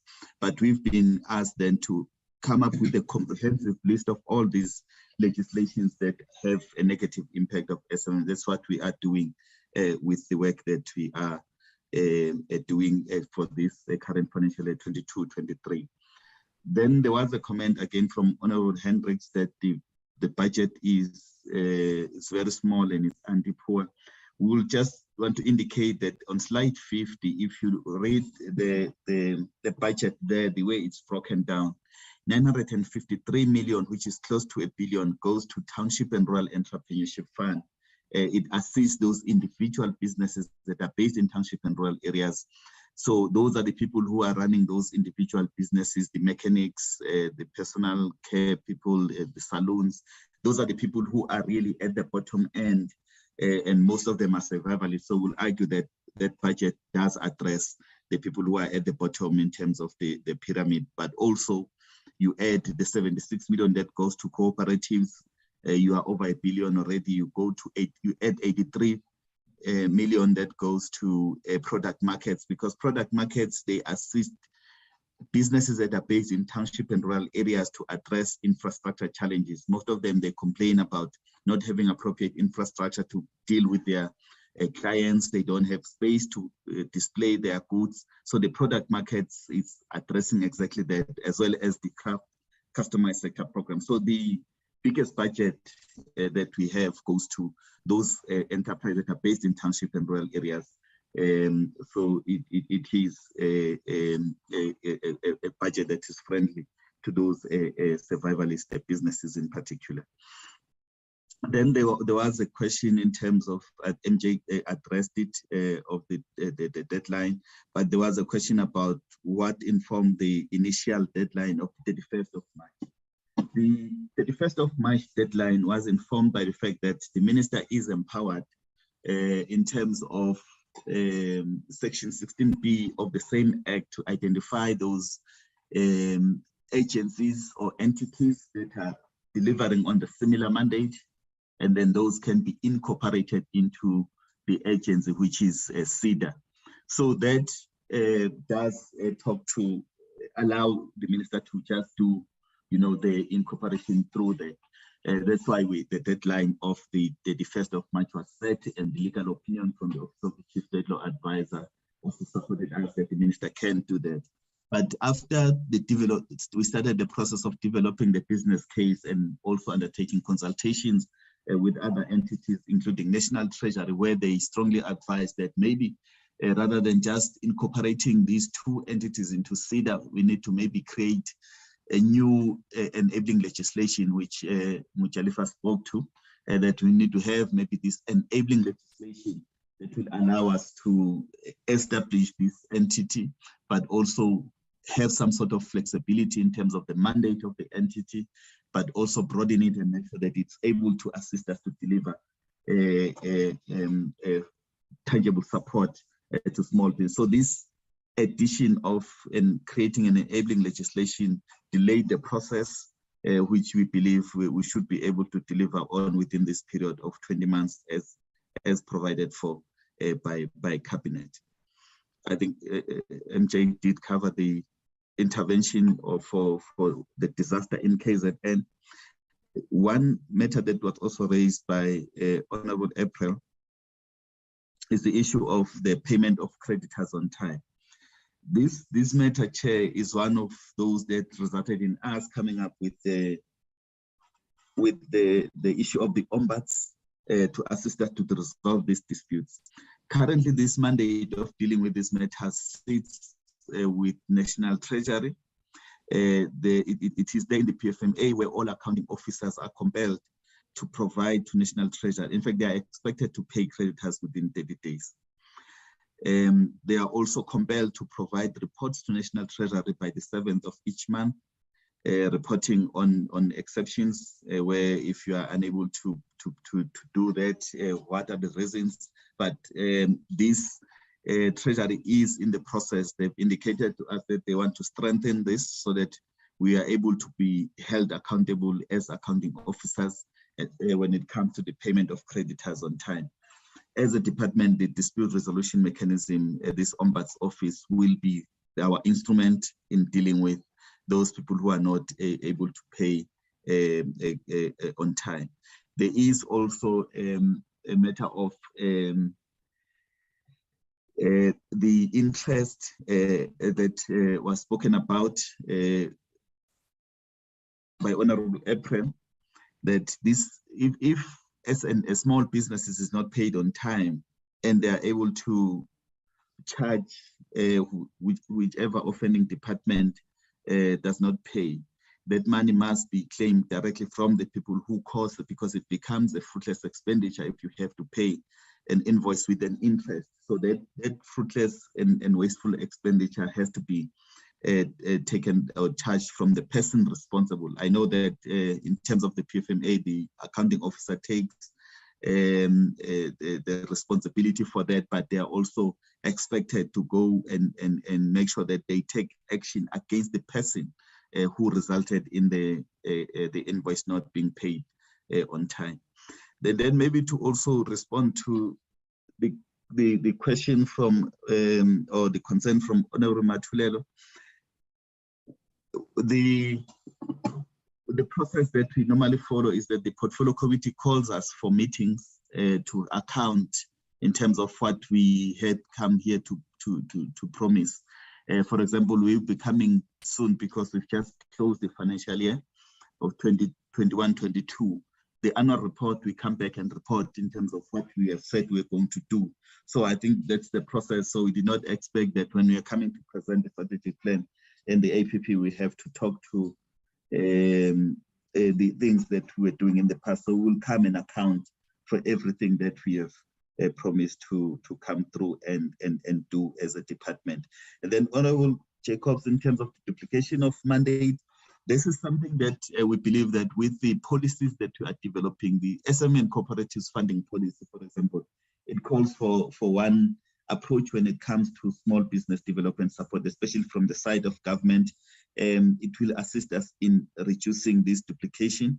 But also we do have the MINMAC, where we try and bring ourselves closer to the provinces they share with us their plans. We also share our plans with them, so that there is no confusion in the market. They will continue because they do have resources to deliver on the support for small businesses.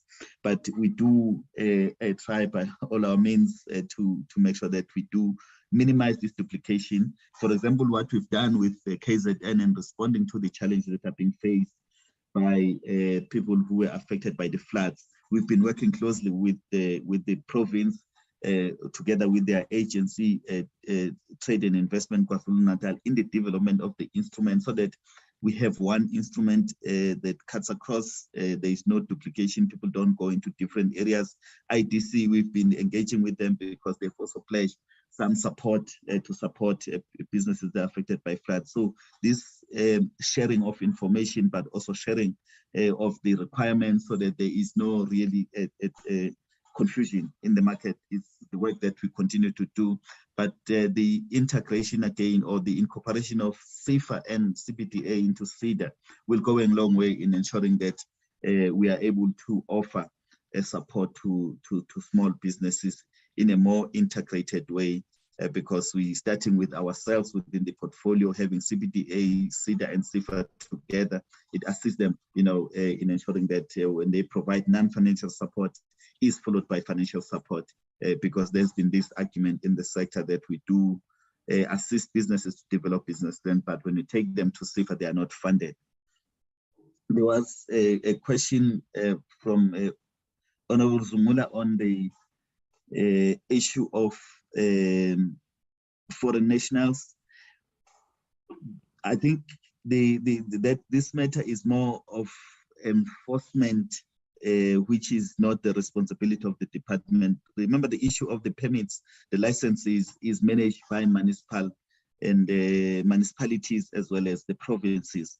As a department, we are relooking at the Businesses Act, because that's the act that enables municipalities to issue permits and also deal with the issue of licenses. So this matter is being attended to through the legislation, but the Department of Home Affairs, which manages the Immigration Act, they are the ones who set the target, that 5 million contribution that is expected from a person who is setting up a business. So it's more of an enforcement rather than us as a department dealing with those matters. But we are trying to address some of this through the Businesses Act review, because it does affect the businesses that we support as a department. And also in our interventions, we are very clear that we need to support businesses that are legally in the country, but also we have introduced some measures to make sure that those who are struggling, for example, the payment of license fees, we had introduced that intervention that it must be suspended, the issue of the fees, not the issue of the permits. Permits still needs to be issued so that there is order, but the payment of the fees. So that eases the burden on the side of legitimate businesses that have permits issued by a government. Then I see the DM wants to intervene. Let me allow the leader of the delegation to intervene so that Chair, we are. Thank you, DG. Thank you, DG. DM, you can come in.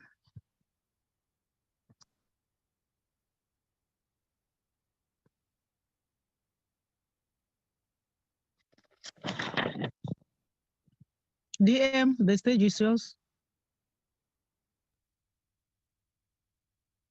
Apologies, I thought I was unmuted. Yes, thanks for the opportunity you're giving me just to talk in less than a minute on the KZN matter that has been raised, and our team has responded on that. The minister was there and made a range of announcements. Myself, I was there in the township, Kwamashu and Duzuma, and we were assisting and doing the assessment, including making a range of donations to support those families, and also linking up with the business people in that area who have suffered, and that work will be continuing. I wanted to say that, but also on the matter of the delay on the major process, I think that matter has been outlined by our commentators or our officials here in this space. But I was largely about the KZN situation. We are there, Chairperson, to ensure that there is support, and its issues of infrastructure rebuilt, and families that have lost their relatives and people that are still missing, as it is spoken about. Was just mentioning that, Chair, so that the PC appreciates that as a department, but also as the political leadership, we are in that process, assisting in the manner and supporting other departments that are helping there. Thank you very much, Chairperson. Thanks, Deputy Minister. Thanks to the DG and your team. I was listening attentively.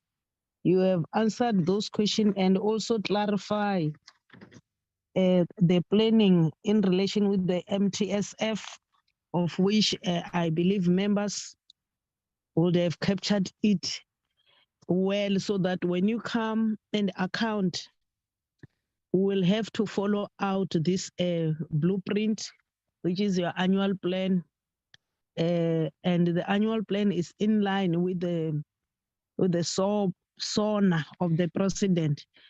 Of course, with the disruption of what is happening since last year, and here we are since 2019, 2020, about the corona, the looting. Now here's the flood, and we appreciate government and parliament for having appointed the ad hoc committee, which will deal with this matter, because it deals with money. Money must be accounted for. So we really appreciate it, DG, and your principals there. I believe we'll receive the projection in line with the merging of the two, and we appreciate that you are carrying that mandate forward as promised, to be able to ease things in our department, and also appreciate the issue of the DDM, which will force us to work together, because municipalities, they are the one who should implement. But if there is no dust on the ground, it becomes a problem. So I want to thank you all and thank my colleagues. This was a fruitful participation. At this juncture, I would like members to approve the recommendation by the department. So Madam Chair. Yes, Honorable Kruger. Yes, I don't have a problem to note the report, but remember, I add the recommendation. So members must just maybe talk about the adding of my recommendation. Of course, my recommendation must go in when we approve the report. Your recommendations, it has been noted and they are in order. I support it, that we need to have a committee which should monitoring and evaluation, because if there is a distance between that department with all the departments, we won't get where we want to. So we are adopting it with your recommendations, Honorable Kruger. Can I have a mover? Chair, there's a hand from Honorable Matulelo. I don't know whether it's a legacy hand or... I think it's a legacy hand because I have summarized. I said our meeting should be at 10 o'clock, but let me check with Honorable Matulelo. Is the legacy hand or is the new hand? No, Chair, I thought you were going to give me another chance, but it's fine. It's not a hand. Okay. Thank you, Honorable Member. Even your network is now poor. It's cutting. You are cutting. Honorable members, can I have a mover for the adoption of the... Chair, I move for the adoption with the recommendations added. Thank you. Any seconder? Chair, my hand was up. It's in April. I second the mover with the recommendations. Thank you. Members, honorable members, thank you so much. The department, thank you. We wish you good luck. We wish you good luck during this difficult period of 2022 with the floods and everything. I believe as members will also go there to do oversight because this issue of floods is a thorny issue. It affects all of us, and let's continue making some contribution to show's humanity. Thank you so much. The meeting stands adjourned. Thank you, Chair. Thank you.